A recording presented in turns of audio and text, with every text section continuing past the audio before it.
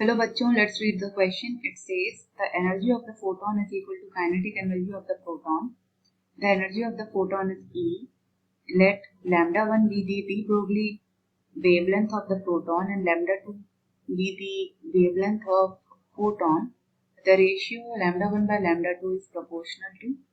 तो क्वेश्चन में फोटोन और प्रोटॉन दो अलग अलग पार्टिकल्स हैं, इनकी बात की गई है और ये कहा गया है कि एनर्जी जो है फोटोन की वो प्रोटॉन के काइनेटिक एनर्जी के इक्वल है, तो उनकी वेवलेंथ का रेशियो निकालना है, डी ब्रोगली वेवलेंथ का।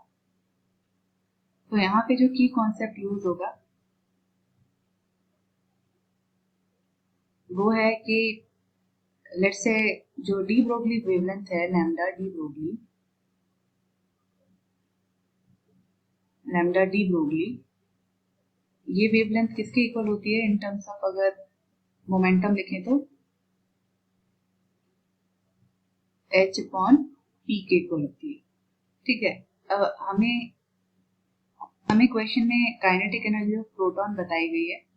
सो काइनेटिक एनर्जी क्या होती है, हाफ mv² और हम इसको और क्या लिख सकते हैं, e² by 2m in terms of momentum, right. So यहाँ पे अब क्वेश्चन पे आते हैं, क्वेश्चन के थ्रू समझते हैं कि इसको कैसे अप्लाई करेंगे। क्वेश्चन में हमें क्या गिवन है कि एनर्जी जो है फोटोन की वो काइनेटिक एनर्जी ऑफ प्रोटॉन के इक्वल है, यानी हाफ mv² के इक्वल है, मतलब p² बाय 2m के इक्वल। ठीक है, अब एनर्जी क्या होती है, फोटोन की एनर्जी क्या होती है, h इंटू न्यू, और इसे लैम्डा के टर्म्स में लिखे तो hc बाई लैम्डा, और लैम्डा 1 जो है किसकी है, प्रोटॉन की है, लैम्डा 2 किसकी है, फोटोन की। यहाँ लैम्डा 2 लिख सकते हैं, ये है फोटोन के केस में एनर्जी और फोटोन एनर्जी।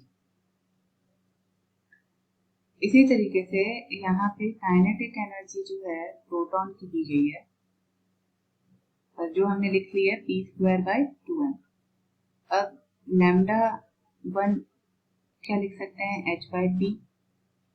सो p को हम क्या लिख सकते हैं, h बाय लैम्डा 1।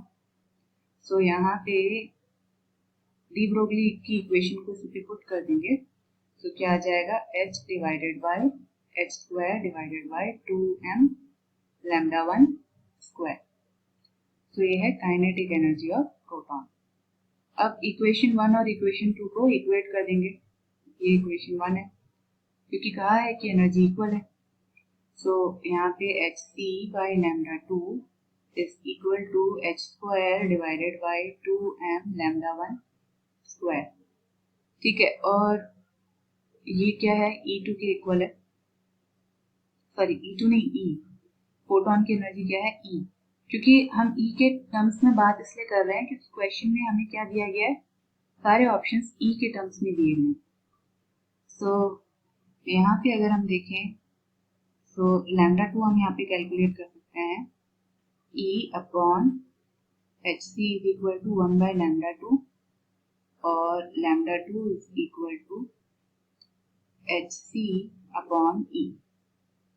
ठीक है, hc अपॉन E ये है फोटोन का case, photon lambda, photon wavelength. इसी तरीके से E के टर्म्स में हम लैम्डा 1 भी कैलकुलेट करेंगे। सो क्या वैल्यू आएगी, 2me divided by h² equal to lambda 1 square, 1 upon lambda 1 square आएगा। ठीक है, ये 1 अपॉन लैम्डा 1 स्क्वायर होगा। ओके, सो यहाँ से हम लैम्डा 1 निकाल सकते हैं जो कि कितना होगा, h² divided bye 2me, reciprocal कर दिया और यहाँ पे रूट ले लेंगे, तो lambda 1 is equal to h divided by root 2me। ये आ गया प्रोटॉन के केस में। अब प्रोटॉन का आ गया, प्रोटॉन का आ गया, हमें रेशियो किसका निकालना है, लैम्डा 1 बाय लैम्डा 2, यानी प्रोटॉन बाय फोटोन का। सो लैम्डा 1 बाय लैम्डा 2 जो कि है प्रोटॉन की वेवलेंथ का रेशियो विद फोटोन। सो यहाँ पे हमने लैम्डा 1 कैलकुलेट कर रखा है, लैम्डा 2 क्योंकि एच सी अपॉन ई, सो यहाँ पे पुट करते हैं lambda 1 is h divided by root 2 m e divided by h c upon e, right, yes. So यहाँ पे एच से एच कैंसिल हो जाएगा, हमारे पास क्या रिजल्ट आएगा, E divided by root 2 M C, root 2 M होगा, सी के ऊपर रूट नहीं होगा, ठीक है, और e to the power -1/2, so lambda 1 by lambda 2 is equal to e to the power 1 minus 1/2 is 1/2 divided by root 2m into c।